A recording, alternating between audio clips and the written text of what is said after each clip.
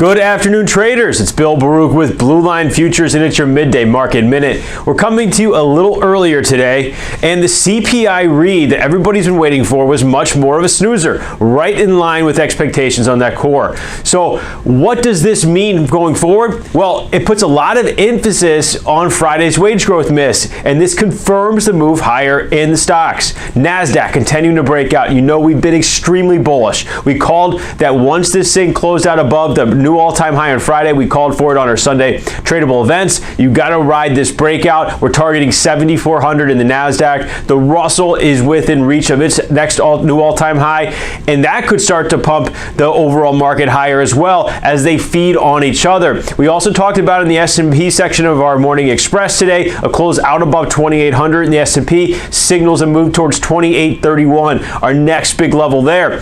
Gold is starting to see a bid. Now, that bid comes from that wage growth focus now that CPI was in line, but it also comes from Rex Tillerson leaving the Secretary of State position and being replaced by Mike Pompeo. This brings a little bit of a degree of uncertainty in the geopolitics. However, ultimately the stocks like it, gold's upticking on it, and again, I think the more focus is the wage growth number now that CPI is in line. It's going to make it tough for the Fed next week to really be as hawkish as they were trying to be a couple weeks ago, but that's the next headwind that we're eyeing. Give us a call, talk about the stocks, talk about gold, crude oil is moving as well, and anything else. 312-278-0500. You can email us info@bluelinefutures.com. We sign up for a free trial of our research on our website, and remember, futures trading involves substantial risk of loss and is not suitable for all investors. Thanks.